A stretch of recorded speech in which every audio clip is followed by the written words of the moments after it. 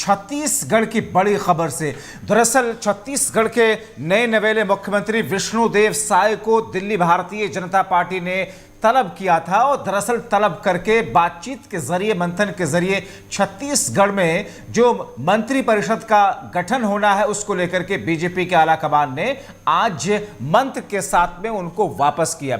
यानी कि अब छत्तीसगढ़ के मुख्यमंत्री छत्तीसगढ़ वापस पहुंच चुके हैं, लेकिन उनके पास में वो टिप्स हैं, वो जानकारियां हैं, वो बिंदु हैं जिसकी बुनियाद पर छत्तीसगढ़ में मंत्री परिषद का गठन होना है। ऐसे में तमाम विधायक, माना यह जा रहा है कि जो पहले रमन सिंह के सरकार के वक्त में जो कई सारे विधायक मंत्री थे उनमें से ज्यादातर चेहरों को मौका नहीं दिया जाएगा इस बार, और इस बार नए लोगों को ज्यादा फोकस में रखा जाएगा जिसमें महिलाओं की तादाद भी बढ़ सकती है।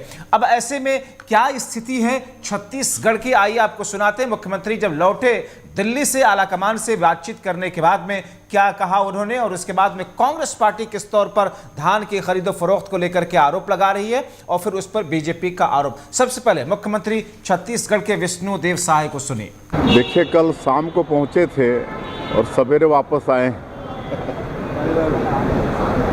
तो आदरणीय गृह मंत्री श्री अमित शाह जी से मुलाकात हुई, आदरणीय राष्ट्रीय अध्यक्ष श्री जेपी नड्डा जी से मुलाकात हुई है और कुछ चर्चाएं हुई हैं और बहुत शीघ्र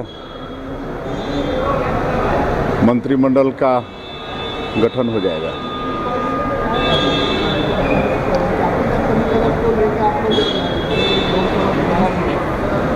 नए चेहरों को भी मौका मिलेगा। बिल्कुल, नए चेहरे भी और पुराने चेहरे भी सब मिला जुला के रहेगा। कब तक हो जाएगा नाम तय? विधानसभा सत्र के बाद या पहले सत्र? थोड़ा इंतजार करिए, बहुत जल्दी हो जाएगा। सर, ये बहुत सारे जो किसान हैं सर, वो चिंता में है कि जो आप लोगों ने घोषणा की थी सर 3100 रुपये देने का, तो जो किसान अभी धान बेच रहे हैं उनको उसी रेट पर मिलेगा क्या पैसा? जी बिल्कुल, जो इस सत्र में धान बेच रहे हैं, मोदी की गारंटी में जो वादा हम लोगों ने किया है 3100 रुपये प्रति क्विंटल और 1 एकड़ में 21 क्विंटल, उसी हिसाब से उनको उसका भुगतान मिलेगा। देखिए, कांग्रेस पार्टी जनता के सहयोग से चलने वाली पार्टी है। आज़ादी के पहले भी 1920-21 में महात्मा गांधी जी ने तिलक फंड के नाम से उस समय क्राउड फंडिंग किया था आज़ादी की लड़ाई के लिए। उसी से प्रेरणा लेके कांग्रेस पार्टी ने भी पार्टी को चलाने के लिए, पार्टी को बेहतर ढंग से जनता की सेवा करने के लिए जनता से सहयोग लेने का निर्णय लिया है, जिसमें हमारी 138वीं साल चल रहा है। तो 138 रुपये हर बूथ से कम 10 मतदाताओं से हम जाके अनुरोध करेंगे कि कांग्रेस पार्टी का सहयोग करें। हमारे जो पदाधिकारी हैं वो 138 के गुणक में न्यूनतम 1380 रुपये का सहयोग पार्टी को करेंगे। देखिए, कांग्रेस तो सचमुच नैतिक रूप से बोलने का अधिकार खो गया, उनको संयम रखना चाहिए। 5 साल में जिस प्रकार से कांग्रेस ने छत्तीसगढ़ को लूट का चारागाह बना दिया था, यहाँ के नागरिकों का पैसा लूट कर अपने केंद्रीय नेतृत्व का जेब भरते रहे, तो वो तो जरा छत्तीसगढ़ के बारे में ना बोले। जनता ने बता दिया, उन्हें चुप रहना चाहिए। रही बात मंत्रिमंडल के शपथ की, तो मुख्यमंत्री और 2 उप मुख्यमंत्रियों की नियुक्ति हो गई है।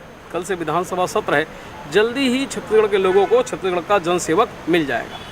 और धान खरीदी को लेकर जिस तरह से घोषणाएं हुई थी उसको लेकर किस तरह से रणनीति तैयार हो रही है? आपने देखा है कि जो हमने घोषणा पत्र जारी किया था उसका नाम है मोदी जी की गारंटी। अब मोदी जी की गारंटी झूठी हो जाए, ये हो नहीं सकता। तुरंत पहले कैबिनेट में हमने कहा था कि 18 लाख गरीब आवास वालों को हम आवास स्वीकृत करेंगे, वो हमने किया है। विभिन्न मौके पर माननीय मुख्यमंत्री जी ने भी कहा है कि जो मोदी जी की गारंटी है वो पूरी होंगी। बिल्कुल बेफिक्र है छत्तीसगढ़ की जनता, मोदी जी की गारंटी है। माननीय मुख्यमंत्री जी, माननीय उप मुख्यमंत्री जी ने कहा है वो सारी घोषणाएं यथा समय, बिल्कुल समय पर पूरी होंगी। तो सरकार का गठन हो चुका है, लेकिन मंत्री परिषद में जगह किस किस को मिलेगी, और इसी को लेकर के विष्णुदेव साय पहुंचे थे दिल्ली और दिल्ली से वो मंत्र लेकर के पहुंचे हैं छत्तीसगढ़, लेकिन वहां पर कांग्रेस पार्टी धान की खरीदो फरोख्त को लेकर के सरकार को घेर रही है। हमारे सहयोगी श्री प्रकाश तिवारी हमारे साथ में इस वक्त जुड़ रहे इसी पर ज्यादा जानकारी के साथ में। श्री प्रकाश, माना यह जाए कि अब बहुत जल्द ही मंत्रिपरिषद का गठन हो जाएगा, क्योंकि दिल्ली से मंत्र लेकर के वापस आ चुके हैं विष्णुदेव साय। तो बता दें कि जिस तरह से भारतीय जनता पार्टी में मंत्रिमंडल को लेकर पूरी तरह से तैयारियां चल रही हैं। वैसे देखा जाए तो मुख्यमंत्री विष्णुदेव साय जो है वो दिल्ली गए हुए थे। उन्होंने बड़े नेताओं से संपर्क किया और जो यहाँ पर आकर उन्होंने जो मीडिया से चर्चा की, उन्होंने मीडिया से बात की, उन्होंने साफ तौर पे कहा कि मंत्रिमंडल में पुराने कुछ चेहरों को और नए चेहरों को मिलाकर मंत्रिमंडल का गठन किया जाएगा। तो निश्चित तौर पर एक बड़ा कयास जो लगाया जा रहा था कि छत्तीसगढ़ में नई सरकार बनी हुई है, नए ढंग से काम होगा, नए लोगों को मौका दिया जाएगा। निश्चित तौर पर नए लोगों को ज्यादा मौका दिया जाएगा, लेकिन वही पार्टी जो है, जो पुराने लोग हैं, जो पुराने विधायक हैं, जो मंत्री रह चुके हैं, उनको भी इग्नोर नहीं करेगी कि 2024 सामने चुनाव है, लोकसभा चुनाव है। तो उसको देखते हुए निश्चित तौर पर पुराने लोगों को भी मौका दिया जाएगा। साफ तौर पर जो है मुख्यमंत्री ने भी इस बात को कहा है कि नए और पुराने दोनों को मिलाकर मंत्रिमंडल का गठन किया जाएगा। तो ऐसे में जिस तरह से देखा जाए तो कांग्रेस पार्टी भी लगातार जी श्री प्रकाश, वो फॉर्मूला क्या हो सकता है कि जिस तरीके से आदिवासी समुदाय से जितने टिकट दिए गए उसमें से जितने लोग जीत करके आए, जातियों के समीकरण के हिसाब से जो टिकट बांटे गए थे उसमें से जितनी प्रतिशत की कामयाबी है, उसी कामयाबी के दर के हिसाब से मंत्रिपरिषद में उस समुदाय को जगह मिलेगी या इसके इतर कुछ और?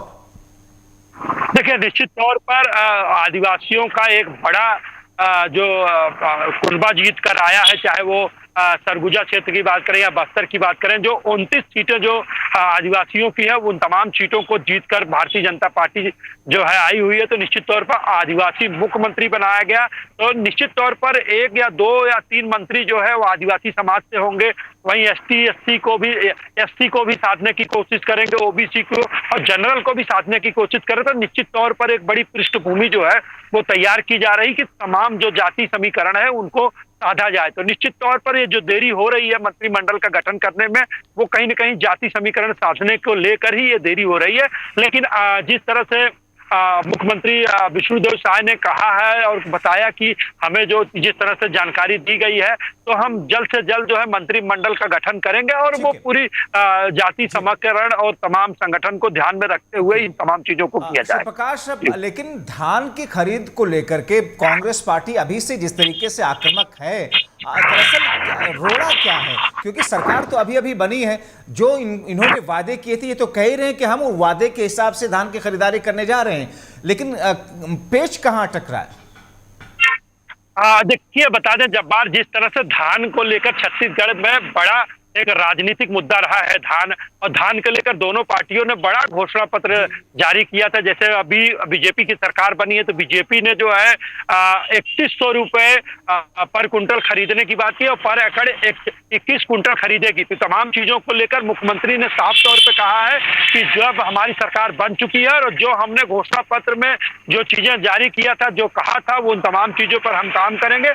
उन्होंने साफ तौर पे कहा है कि हम 3100 रुपए और 21 बोरे हम खरीदेंगे तो निश्चित तौर पर होगा। लेकिन इन तमाम चीजों को लेकर कांग्रेस पार्टी लगातार जो है बीजेपी को घेरने की कोशिश कर रही है कि तमाम चीजें जो है वो किसानों के पास पहुंच नहीं पा रहा है।